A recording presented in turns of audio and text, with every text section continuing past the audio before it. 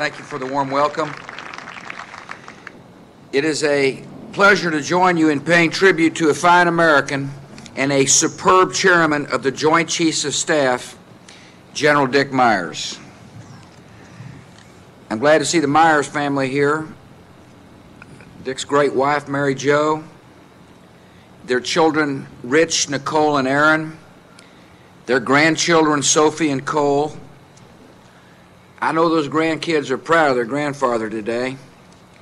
I want you to know, kids, you're joined by the Commander-in-Chief and the American people. Today we also honor the outstanding Marine succeeding General Myers as the chairman, General Pete Pace.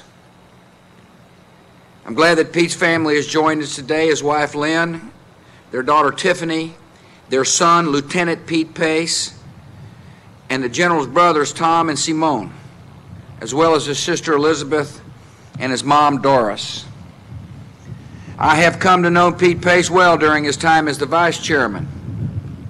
I appreciate his wisdom and commitment to serve, and I look forward to having Pete by my side in the years ahead.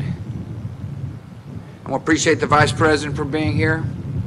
Mr. Secretary, thank you very much for your continued strong leadership. I appreciate the Secretary of State, Condi Rice, joining us. I want to thank all the members of the administration who've come to pay tribute to this fine man and his wife. Particularly thank the President of the World Bank, Paul Wolfowitz, who served with Dick Myers for 4 years at the Defense Department. I thank the members of the Diplomatic Corps who have joined us. When I asked Dick Myers to take his job back in the summer of 2001, I knew we had some important things in common. We both made a good decision early in life when we married a teacher. We both flew fighter jets, although I never won the Gray Eagle Award. We both knew it would take all of our combined strength, energy, and resolve to defend the American people and to keep up with Don Rumsfeld.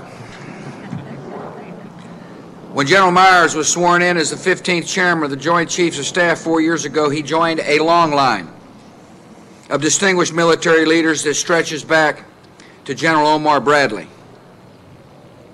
Every chairman faced difficult tests, yet then took up his duties under more demanding circumstances than Dick Myers. In his first week as a chairman, we launched strikes on terrorist training camps in Afghanistan. By the middle of December, American troops and our allies had driven the Taliban from power, put al-Qaeda on the run, and freed more than 25 million people. In other words, Dick had plenty to do in his first 10 weeks on the job. We asked more of General Myers in the years that followed. He helped design a broad and innovative military strategy to win the war on terror. His leadership and flexibility were essential to the liberation of Iraq and to adapting our tactics to defeat the terrorists and help Iraqis build a peaceful democracy. General Myers forged strong relationships with his military counterparts around the world and helped unite more than 90 nations in the war on terror. He also helped us prepare for the new threats of the 21st century by helping transform the NATO alliance and making our armed forces lighter, more lethal, and more capable of conducting joint operations. And as he did all this, he led our military through a series of extraordinary humanitarian challenges, from tsunami relief in Asia to the rescue operations along the Gulf Coast in response to Hurricanes Katrina and Rita. General Myers brought skill and determination to all these tasks, and he leaves his post with a record of remarkable accomplishment. Yet through every challenge, what stood out most about the chairman was his total devotion to the men and women who wear the uniform. As he traveled the world, General Myers always made time to thank American forces serving in distant lands and to honor the sacrifice of military families here at home. He personally re-enlisted servicemen and women in America and overseas. He advocated tirelessly for better pay and housing and benefits for our troops and their families. And he and Mary Jo made frequent visits to the wounded in military hospitals. General Myers often said how inspired he was by the selflessness and integrity and compassion of Americans in uniform. And he always inspired those under his command because they saw the same values in him. I was reminded of Dick's convictions and ability every time he stepped in the Oval Office. As my principal military advisor, he brought a calm and reassuring presence, coupled with sound judgment and fresh thinking and unflinching candor. His approach was steady and practical. He had the vision to see the larger strategic picture and the tactical awareness one would expect from an experienced fighter pilot.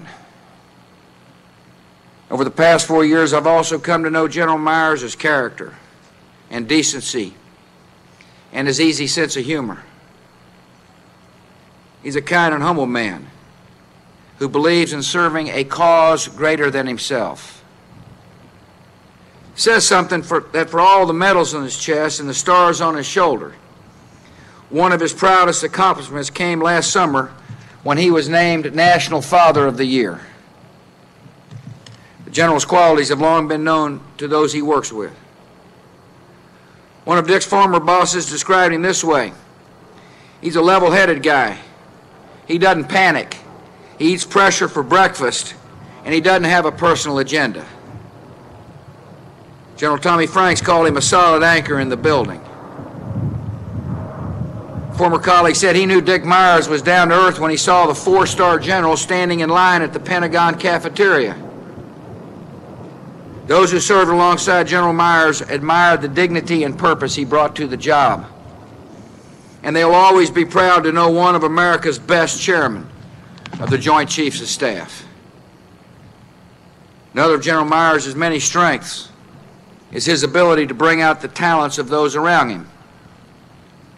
For the past 4 years, he has encouraged and benefited from the superb work of all the Joint Chiefs, especially as Vice Chairman. General Pace has shown himself to be a brilliant thinker and an inspiring leader. His life is a story of the American dream. From his early years in Brooklyn and New Jersey to his days as a midshipman at Annapolis, to his decades of service in Vietnam and Thailand and South Korea and Somalia and elsewhere. In every place he has been, Pete Pace has impressed those around him with his bravery, his knowledge, and his devotion to duty. As chairman, his leadership will build on the vital work set into motion under General Myers. I look forward to witnessing his swearing in and to calling him the first Marine ever to hold America's highest military office.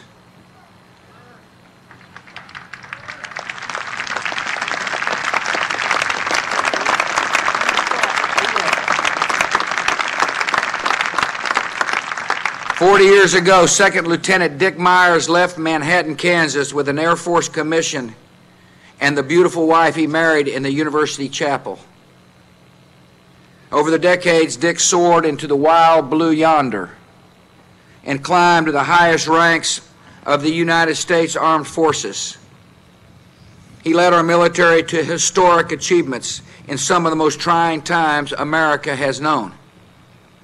And today he retires with the pride and appreciation of our entire nation. General Myers, I want to thank you for a lifetime of service to the United States. You have done your part to build a more peaceful world for our children and our grandchildren, and we will always be grateful. May God bless you and your family, and may God continue to bless the United States of America."